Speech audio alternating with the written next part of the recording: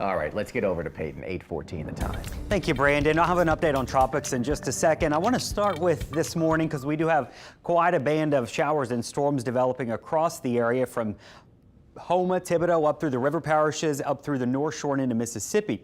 Now, in the metro area specifically, we don't have the heavy rain just yet, but you can see I-59, that's going to be a wet drive out of Mississippi. It's about to start to rain into Slidell. It's raining over the causeway.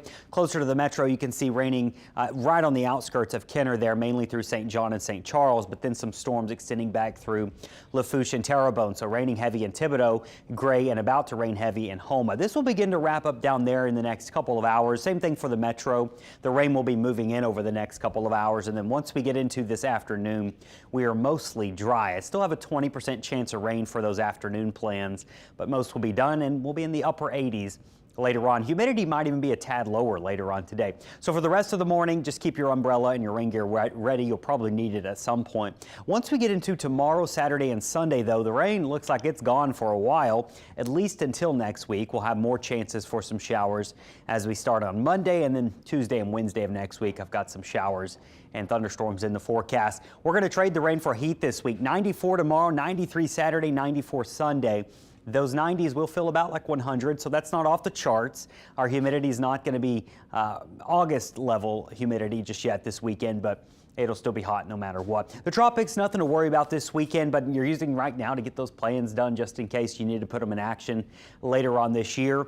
And a reminder, if you're new to this area, it's not uncommon for June and even July to be quiet. It's really August and September, but occasionally you can get an early season storm in June or July, and sometimes they can mean business. Now, I don't see that happening on the horizon, at least nothing strong. What we're going to be watching into next week is this area of enhanced moisture and low pressure centered over Central America. It's going to hang out there through the weekend.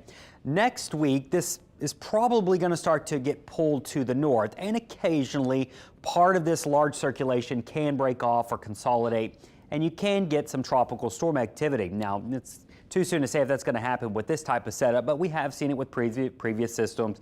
Claudette rings a bell, Cristobal, Alberto, all these different, they were tropical storms formed in June from a similar pattern. This case, we'll have to wait and see. I mean, this is through next Wednesday, and notice most of the moisture is still down here in the Caribbean. It may not be until next weekend that some of that gets pulled further to the north. And then who knows what the steering currents will be then. So there's just a lot of different moving parts.